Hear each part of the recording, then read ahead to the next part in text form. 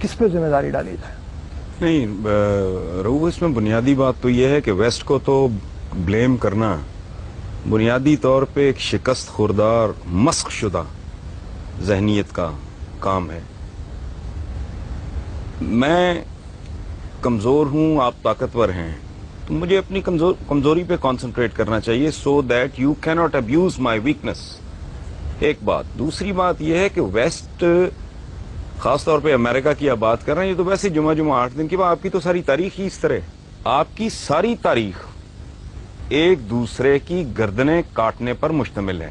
یہاں میں ایک بات کی وضاحت میں اکثر کرتا ہوں کہ بھائی جب تاریخ کو دیکھو تو بغیر تعصب کے دیکھو. آپ لوگ اگر تاریخ کو مس کریں گے، تاریخ کا کچھ نہیں بگڑے گا، وہ آپ کو مس کر دے گی. بغیر تعصب سے دیکھنے کا نتیجہ یہ ہے کہ آپ درست نتائج پہ پہنچیں گے اور پھر شاید آپ اس کو ریکٹیفائی کرنے کا بھی سوچ سکیں.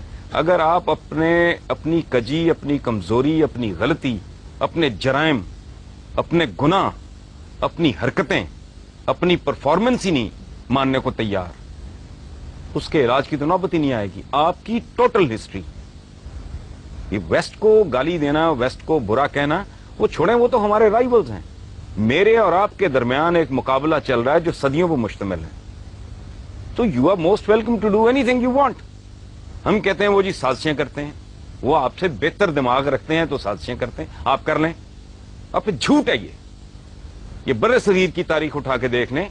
لارڈ کلائیو کے ساتھ 200-250 گورا تھا، باقی سارے ہم ہی لوگ تھے، ہمارے ہی بزرگ تھے. بکسر کی لڑائی میں شاہ عالم ثانی کا انہوں نے جو حشر کیا ہے، لڑنے والا کون تھا اس کے خلاف؟ بابر کو کس نے نکالا تھا فرغانہ سے؟ اس کے چچاؤں نے. یہاں کے اس نے کس کی گردن اتاری سب سے پہلے؟ ابراہیم لودھی کی. امیر تیمور نے کس کو مارا؟ یلدرم کو. بنو امیہ، بنو عباس. یہ آپ کے ہاتھ سے اسپین گیا، اور پھر یہ اپروچ بھی غلط ہے. اسپین چلا گیا. اسپین ابا آپ کی بری میں لے کے آئے تھے. آپ طاقتور تھے اس وقت، آپ ایکسپینڈ کر رہے تھے. آج وہ طاقتور ہیں، وہ ایکسپینڈ کر رہے ہیں. جب آپ اپنا ورلڈ آرڈر، جب آپ میں سکت تھی، دم تھا، جان تھی، تو آپ اپنا ورلڈ آرڈر امپوز کر رہے تھے. آج وہ کر رہے ہیں. رونا کس بات کا؟ اس کو گالی مت دیں، اپنے گریبان میں جھانکیں. ہمارے پنجابی میں کہتے ہیں اپنی منجی تھلے ڈانگ پھیرو تو سمجھ آئے. آپ کی ٹوٹل تاریخ، یلدرم پورے یورپ کو اس نے آگے لگایا ہوا تھا. امیر تیمور صاحب یہاں سے روانہ ہوتے ہیں، جا کے اس کا ستیہ ناش کر دیتے ہیں. مغلوں کا دور دیکھ لیں، کہتے ہیں جی انگریز نے ڈیوائڈ اینڈ رول کیا. کس نے ڈیوائڈ اینڈ رول کیا؟ انگریز تو آیا کو جہانگیر کے زمانے میں غالباً. Please correct me if I am wrong. Sir Thomas Roe وغیرہ. اس سے پہلے جو آپس میں ایک دوسرے کی گردنیں کاٹ رہے تھے، تقریباً اس وقت آیا جس وقت بابر آیا، اور انگریز جہانگیر کے دور میں تقریباً اس وقت. ٹھیک ہے. اچھا، اس سے پہلے جو مغل شہزادے ایک دوسرے کی گردنیں کاٹ رہے تھے، باپ کو اندر کر رہے تھے، سگے بھائی مار رہے تھے، شیر شاہ ان کے ساتھ لڑ گیا. یہ ٹوٹل پاور پلے ہے، صدیوں سے چل رہا ہے. محمد بن قاسم کو کھال میں سی کے بش نے بھیجا تھا.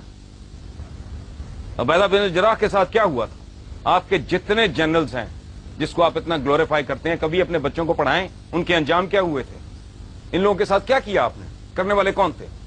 اب یہ قدم قدم پہ سازشیں ڈھونڈنا، ان میں کیڑے ڈالنا اور لوگوں کو بتانا کہ جی وی آر دا بیسٹ. مجھے ایک اور بات بتائیں آپ لوگ، یہ ینگسٹرز بیٹھے ہیں، یہ غدار پیدا کرنے کا ٹھیکہ آپ نے کیوں لیا ہوا ہے؟ غدار آپ میں ہی یہاں کیوں پیدا ہوتے رہے ہیں، گوروں میں کیوں نہیں ہوئے؟ اس کی وجہ ہے رؤوف صاحب، غدار ایک خاص کلچر میں پیدا ہوتا ہے. جہاں فرد اور ریاست کا مفاد اس طرح ہو جاتا ہے نا، وہاں غدار پیدا نہیں ہوتے. سر تھامس رو نے جہانگیر میں سے اس کے بیٹے کا اس نے علاج کیا، وہ ٹھیک ہو گیا. اس نے انعام کے طور پہ کہا کہ اس کے برابر، اس کے وزن کے برابر، وہ موٹا آدمی تھا، سونا تول کے اس کو دو. اس نے کہا کہ بادشاہ سلامت، مجھے سونا نہیں چاہیے، میری قوم کو اپنے ملک کے ساتھ ٹریڈ کرنے کی اجازت دے دیں. آپ کے پاس یہ وفا 2007 میں نہیں ہے. آپ کے لیڈرز سوئس بینکوں کے کیس بھگت رہے ہیں. کوئی کرپشن کنگ کہلاتا ہے، کوئی کرپشن کوئین کہلاتی ہے.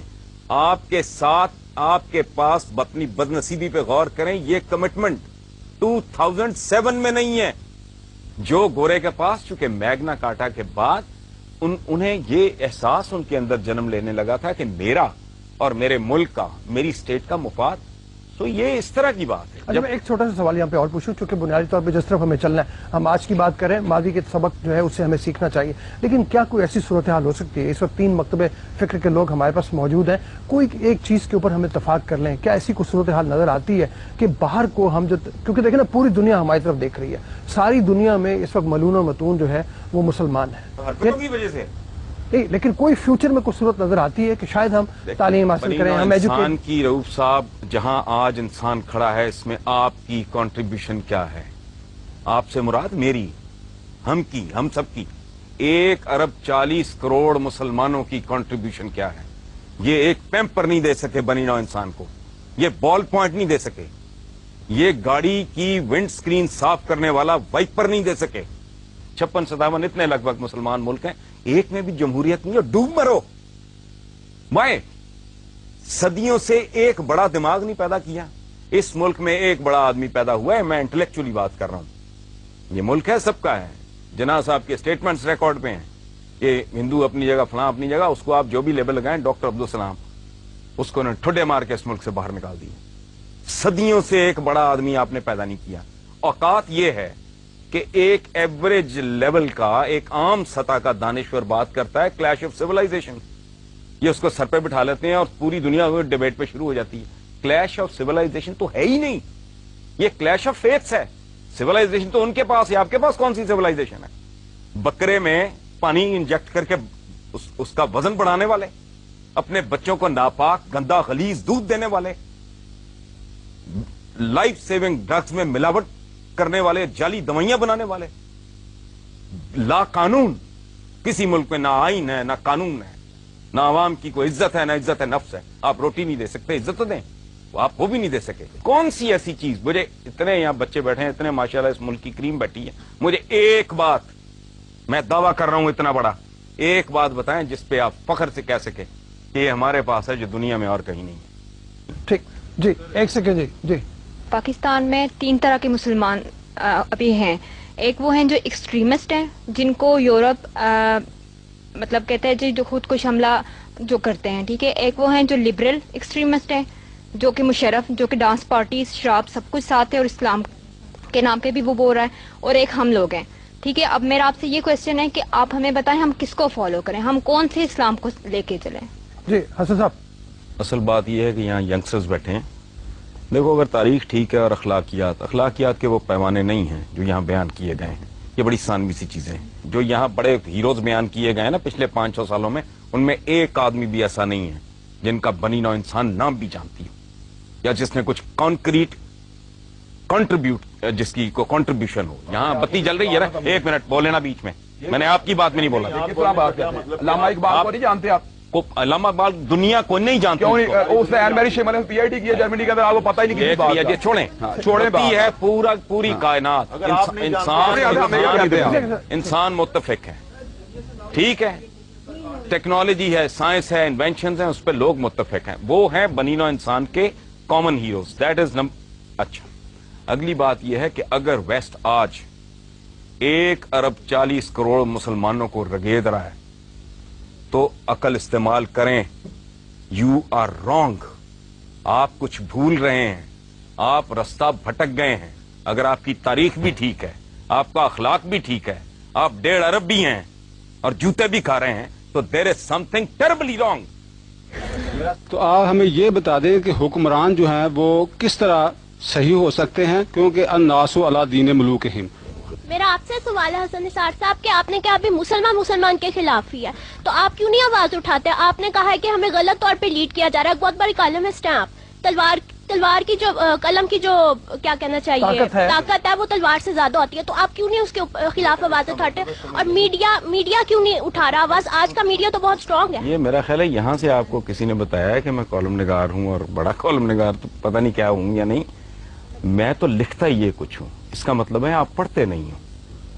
मैं तो पिछले 12-14 साल से इसको इबादत समझ के लिख रहा हूँ कि मुसलमानों को पास ग्लोरी, पिदरम सुल्तान बूद, खाता खत्म करके कुछ भी ना करो।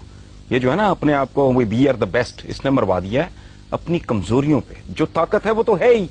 अगर आप में कोई अच्छाई है, हम में कोई अच्छाई है, उस पर तवज्जो देने की जरूरत नहीं, वो तो है।